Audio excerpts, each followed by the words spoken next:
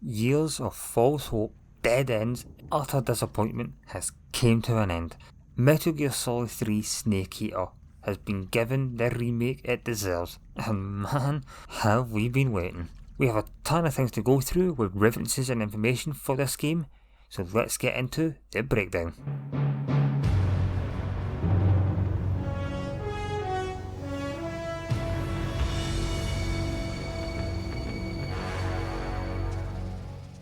I'll try to keep spoilers to a minimum, as I have friends who have never played this game before, so I do not want to spoil anything with this game so they can experience it for the first time. The first possible reference we get though is with these ants, as it could be a callback to a codec call with one of the characters in which she talks about a film. One of those films that she talks about is called Them. Snake, have you seen the movie Them? No. It's about these giant ants that appear in the desert of New Mexico after a nuclear test. The army tries to fight them off with flamethrowers. The ants were so big that they filled up the entire screen. The whole movie theater was screaming. Next, we see this frog, which in the game is a poison dart frog. They are very common and in the game and can actually be used for specific things, which for the new players will let you find out, and for the original, you should know exactly what they play in this game. Just as the bird takes the frog though, in the far distance we see dark figures of what looks to be helicopters. This is a reference to what is known as the Shagohod in the game being carried by the choppers.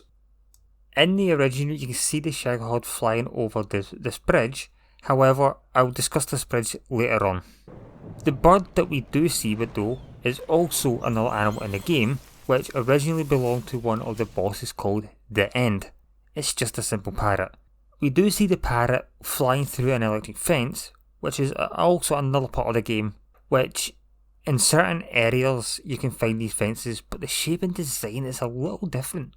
So maybe this is one of the changes that they have made to the remake over the original, as the original had the curved tops. In this change, I honestly do not mind. As the parrot just avoids to be snake food though, we get another secret in the water in which we see the keratin frogs, which essentially is the collectibles of the game. One of them at least. And right after the battle there, we see the man himself. The moment I went complete mental for. Snake is finally shown to us in all his glory. The outfit he is wearing though is the tiger stripe, which were the camouflage you get in the game, and you start with this in the Operation Snake Eater. So this is like the base default outfit you get. And just as soon as we see him, we get the iconic tune.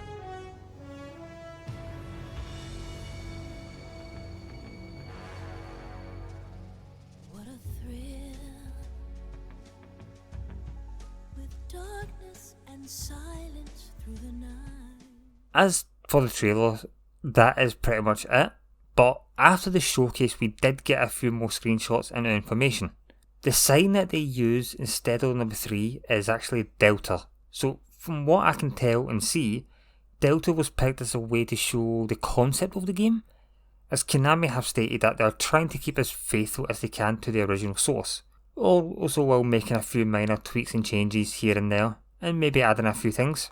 It means different without changing the structure, which is exactly how I hoped it be, as the main idea of the game would be kept and it was still there, but just upgraded in certain areas for modern systems, which you can't ask more for that, so just hope Konami sticks to true and keep it as truthful as they can. After we see the Delta sign though, the petals that we do see at the start is white, but then change to red, which is significant reference to a moment in the game which I will not spoil, since again, I know people who still have yet to play the game.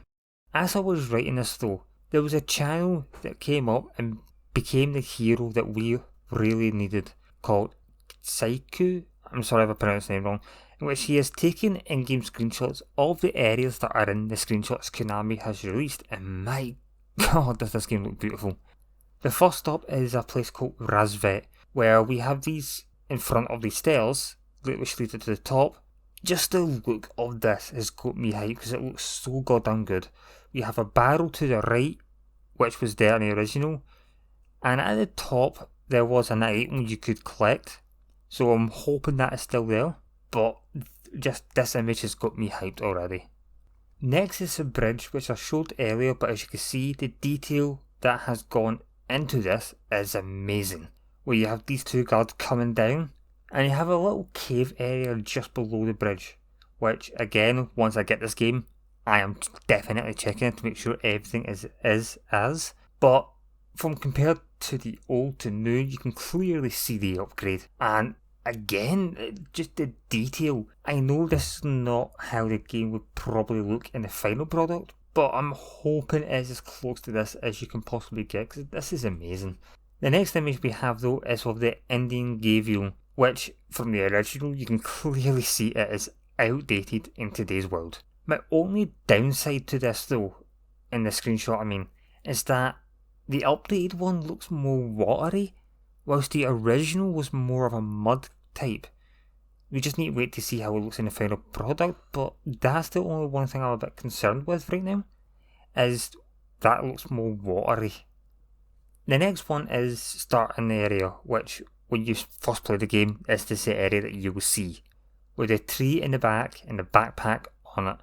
The thing that I do love about this though is the fact in the top corner we see the Keratin frog again in the exact same position and same place as it was in the original game, which gives me full hopes that everything as I knew it would be in the exactly same spot in this remake. However, if one tree frog is out of place, but my favourite of them all is right here, where you see the guards for the very first time, and just the absolute difference when you have them side by side. You can clearly see the major upgrade, and it is absolutely perfect. The trees in the same area, the grass, the log, it is just beautiful. And the guards is exactly how I hope the guards would be. And to end it all though, the PlayStation 2 Snake next to the remake Snake, and this is exactly how I imagined how Snake would look like if Metal Gear ever got a remake. And once again, this is 100 times better than a Pachinko machine. I will never stop saying that. He looks so much better. We also got given the Master Collection, which is MGS 1, 2 and 3 as they were originally released, which I do love, and I will 100% those games.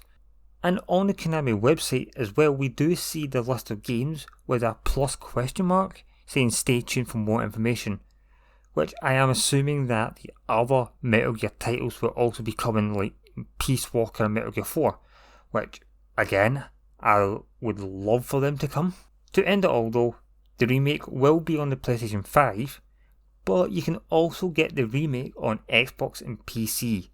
There's no question on the Master Collection yet if it's just going to be a PlayStation exclusive for them, but hopefully not, because I would love more people to get a chance to play these. So with all that, be ready to hunt those tree frogs one more time. So let me know down below, what was your favourite Metal Gear title, and did I miss anything in this video? Let me know and hit that subscribe button and like this video if you did enjoy it. When these games come out though, I will be 100% these over my Twitch, with the link will be in the description below, but for now, I'll keep you waiting.